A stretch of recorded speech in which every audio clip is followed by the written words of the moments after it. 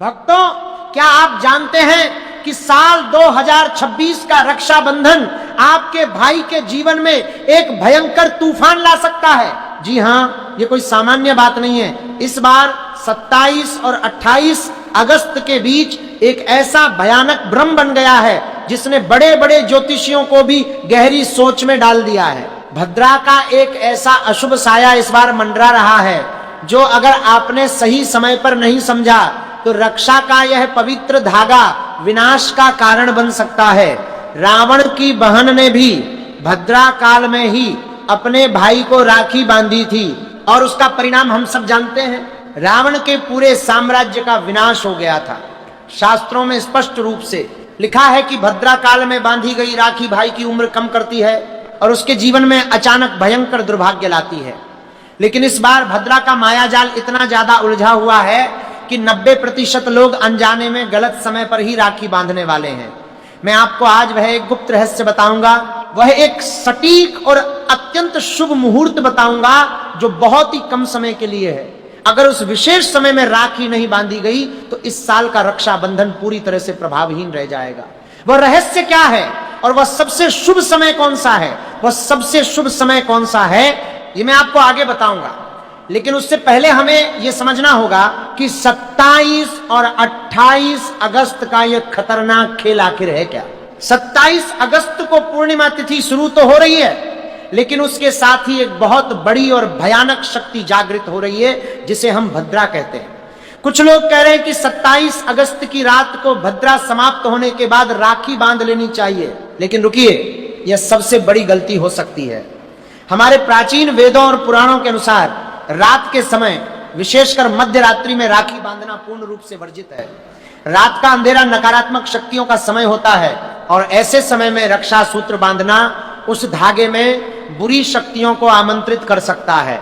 तो फिर क्या 28 अगस्त का दिन सुरक्षित है? इसका उत्तर इतना सीधा नहीं है। 28 अगस्त की सुबह जब सूर्य देव उदय होंगे तो वह अपने साथ पूर्णिमा की पवित्र उदय तिथि लेकर आएंगे। उदय तिथि का मतलब है कि जिस तिथि में सूर्य उगता है वही तिथि पूरे दिन के लिए मान्य होती है। लेकिन यहाँ एक बहुत बड़ा पेंच फंसा हुआ है जिसे समझना आपके लिए और आपके भाई के प्राणों की रक्षा के लिए अत्यंत आवश्यक है। 28 अगस्त को पूर्णिमा बहुत जल्दी समाप्त हो रही है। अब सवाल यह उठता है कि क्या पूर्णिमा समाप्त होने के बाद भी राखी बांधी जा सकती है? ज्योतिष शास्त्र का एक बहुत ही गुप्त नियम है जिसे बहुत कम लोग जानते हैं और यही वह नियम है जो आपके भाई को हर बुरी नजर और दुर्घटना से बचा सकता है।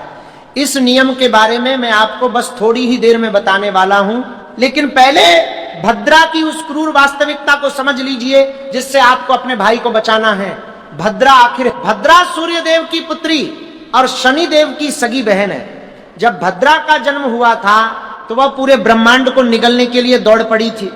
उसका स्वभाव अत्यंत क्रोधी और विनाशकारी था।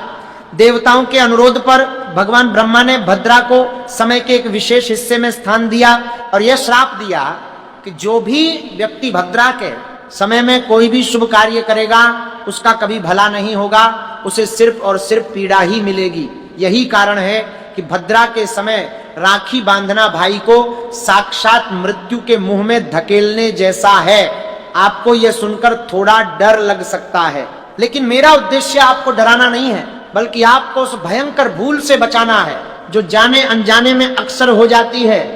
अब ध्यान से सुनिए कि 27 और 28 अगस्त को आपको क्या करना है और क्या बिल्कुल भी नहीं करना है। 27 अगस्त की सुबह से ही भाई बहन के इस पवित्र त्योहार की तैयारियां शुरू हो जाएंगी। बीजेपी आरती करना के 28 जैसे ही शाम ढलेगी पूर्णिमा तिथि का, और ठीक उसी पल भद्रा भी अपनी विनाशकारी ऊर्जा के साथ पृथ्वी पर आ जाएगी। 27 अगस्त की पूरी रात भद्रा का साया रहेगा।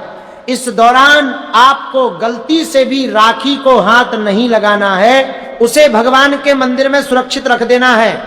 आपको यह सुनिश्चित करना है कि राखी किसी भी अशुद्ध स्थान पर न रखी हो। कई बार लोग राखी लाकर टेबल पर या किसी ऐसी जगह छोड़ देते हैं जहां से नकारात्मक ऊर्जा प्रवेश कर सकती है। आपको ऐसा बिल्कुल नहीं करना है। राखी को लाल कपड़े में बांधकर भगवान के सामने रख दीजिए। अब जब 28 अगस्त की सुबह होगी तो सूर्य की पहली किरण के साथ ही वातावरण में एक अद्भुत सकारात्मक ऊर्जा फैल जाएगी। ये वह समय होगा जब भद्रा पृथ्वी से जा चुकी होगी। 28 अगस्त की सुबह पूर्णिमा की उदयातिथि होने के कारण ये पूरा दिन रक्षाबंधन के लिए बहुत ही शुभ माना जाएगा।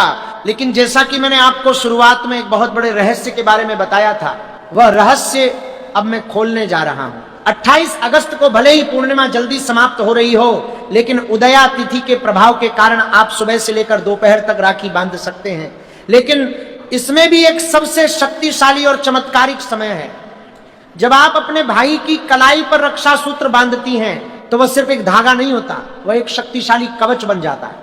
इस कवच को अभिमंत्रित करने का सबसे सही समय 28 अगस्त की सुबह का वह समय है जब राहु काल नहीं होता। आपको सुबह जल्दी उठकर स्नान करना है, भगवान सूर्य को जल अर्पित करना है और फिर अपने भाई के मस्तक पर कुमकुम और चावल का तिलक लगाना है। राखी बांधते समय आपको एक बात का विशेष ध्यान रखना है कि भाई का मुख हमेशा पूर्व या उत्तर दिशा की ओर होना चाहिए। कभी भी दक्षिण दिशा की ओर मुख करके राखी नहीं बांधनी चाहिए, क्योंकि दक्षिण यमराज की दिशा होती है और ये भाई के जीवन में कड़ी परेशानियां ला सकती हैं। रक्षाबंधन के इस पावन पर्व पर केवल राखी बांधना ही पर्याप्त नहीं है, आपको उस धागे में अपने प्रेम और प्रार्थना की पूरी ऊर्जा डालनी होती है। जब आप राखी बांधे तो मन ही मन एक बहुत ही शक्तिशाली मंत्र का उच्चारण करें। यन बद्धो बलि राजा दानवेंद्रो महाबला तेन त्वाम्पि बदनामी रक्षे माचल माचल। यह वही प्राचीन मंत्र है जिससे माता लक्ष्मी ने राजा बलि को अपना भाई बनाया था और यह मंत्र राखी के धागे को लोहे से भी ज्यादा मजबूत बना देता है। आजकल लोग फैशन के नाम पर अजीब अजीब तरह की राखियां बाजार से खरीद लाते हैं जिनमें प्लास्टिक या लोहे का इस्तेमाल होता है। यह एक बहुत बड़ी गलती है। शास्त्रों के अनुसार रक्षा सूत्र हमेशा रेशम, सूत या कलावे का होना चाहिए। धातु की राखियां, विशेषकर जिनमें नुकीले हिस्से होते हैं, वे आपके भाई के आभा मंडल को खंडित कर सकती हैं। इसलिए हमेशा सादी, पवित्र और सूती राखी का ही चुनाव करें। क्या आपको महाभारत की वह कथा याद है जब भगवान श्री कृष्ण ने सुदर्शन चक्र से शिशुपाल का वध किया था तो उनकी उंगली कट गई थी और खून बहने लगा था। उस समय वहां मौजूद सभी लोग खून रोकने के लिए, कपड़ा ढूंढने के लिए दौड़ पड़े थे, लेकिन द्रौपदी ने बिना एक पल सोचे अपनी महंगी साड़ी का पल्लू फाड़ा और कृष्ण जी की उंगली पर बांध दिया। उस एक कच्चे धागे के कर्ज को चुकाने के लिए भगवान कृष्ण ने चीरहरण के समय द्रौपदी की लाज बचाई थी। यह कथा हमें यह सिखाती है कि राखी केवल एक दिन का त्योहार नहीं है, यह एक ऐसा वचन है जो ब्रह्मांड की कोई भी शक्ति नहीं तोड़ सकती। जब आप 28 अगस्त को उस शुभ मुहूर्त में अपने भाई को राखी बांधेंगी तो आपको भी द्रौपदी के समान ही निस्वार्थ प्रेम और विश्वास अपने मन में रखना होगा। आपके मन की भावना ही उस राखी को जागृत करती है। अगर मन में कोई भी खोट है या आप किसी पुरानी लड़ाई को मन में रखकर औपचारिकता निभा रही हैं तो वह राखी कभी अपना प्रभाव नहीं दिखाएगी। 28 अगस्त की सुबह का वह पवित्र समय जब सूर्य की किरणें हल्की पीली और सुनहरी होती हैं, वही समय आपके भाई के भाग्य को चमकाने का सबसे अच्छा समय है। जब आप तिलक लगाती हैं तो ध्यान रखें कि चावल का कोई भी दाना टूटा हुआ ना हो। टूटे हुए चावल को अक्षत नहीं माना जाता और वह शुभ कार्यों में प्रयोग नहीं किया जाता है। तिलक लगाते समय जो अंगूठे का दबाव आप अपने भाई के माथे पर देती हैं, वह सीधे उसके आज्ञा चक्र को जागृत करता है। आज्ञा चक्र के जागृत होने से भाई के अंदर सही निर्णय लेने की क्षमता बढ़ जाती है और वह जीवन के हर क्षेत्र में सफलता की सीढ़ियां चढ़ता चला जाता है। यह विज्ञान और आध्यात्म का एक ऐसा संगम है जिसे हमारे पूर्वजों ने बहुत सोच समझ कर बनाया था। रक्षाबंधन के दिन भाई को भी कुछ विशेष बातों का ध्यान रखना बहुत जरूरी है। जब आपकी बहन आपको राखी बांध रही हो तो आपको अपना सिर हमेशा किसी रुमाल या कपड़े से ढककर रखना चाहिए। नंगे सिर राखी बंधवाना शास्त्रों में उचित नहीं माना गया है। सिर ढकने का अर्थ है ईश्वर के प्रति सम्मान और अपनी बहन के प्रेम को स्वीकार करने की विनम्रता। साथ ही राखी बंधवाते समय मुट्ठी बंद रखें, जैसे आप अपनी बहन की प्रार्थनाओं को अपनी मुट्ठी में सुरक्षित कर रहे हो। यह एक बहुत ही गहरा रहस्य है जिसे पुराने जमाने के लोग मानते थे, लेकिन आज की भागदौड़ भरी जिंदगी में लोग इन छोटी छोटी बातों को भूल गए हैं। आप ये गलतियां न करें। अगर आपका भाई आपसे दूर है, किसी दूसरे शहर या देश में है और आप उसे राखी नहीं बांध सकती, तो निराश होने की कोई आवश्यकता नहीं है। आप 28 अगस्त की सुबह पूजा के समय भगवान श्री कृष्ण या भगवान गणेश को अपने भाई का नाम लेकर राखी बांध दें और मन में यह विश्वास रखें कि भगवान स्वयं आपके भाई की रक्षा करेंगे। दूरी कभी भी प्रेम और सुरक्षा की इस भावना को कम नहीं कर सकती। रक्षाबंधन के दिन घर में लहसुन और प्याज का प्रयोग बिल्कुल नहीं करना चाहिए। इस दिन का भोजन पूर्ण रूप से सात्विक होना चाहिए, क्योंकि सात्विक भोजन से ही मन और आत्मा में पवित्रता आती है। जब आपका शरीर अंदर से शुद्ध होगा तभी आपके द्वारा की गई प्रार्थनाओं में शक्ति आएगी। राखी के धागे में 3 गांठें बांधने का विधान है। पहली गांठ भाई की लंबी उम्र और स्वास्थ्य के लिए होती है, दूसरी गांठ भाई के जीवन में सुख और समृद्धि के लिए होती है, और तीसरी गांठ भाई और राखी बांध दें और मन में ये बहन के बीच कभी न टूटने वाले पवित्र रिश्ते के लिए होती है।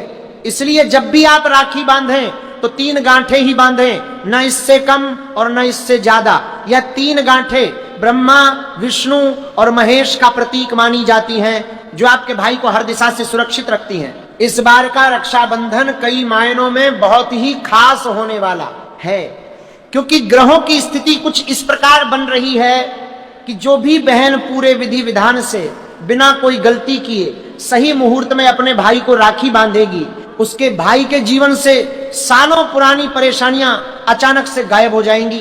अगर आपका भाई व्यापार में नुकसान का सामना कर रहा है या उसकी नौकरी में कोई बाधा आ रही है, तो इस बार की बांधी गई राखी उसके लिए एक चमत्कार की तरह काम करेगी। बस आपको भद्रा की उस काली छाया से बचना है जिसका जिक्र मैंने पहले किया था। 27 अगस्त का दिन केवल तैयारियों के लिए रखें। उस दिन कोई भी शुभ कार्य न करें। 28 अगस्त की सुबह जब आप उठें तो आपके मन में केवल सकारात्मक विचार होने चाहिए।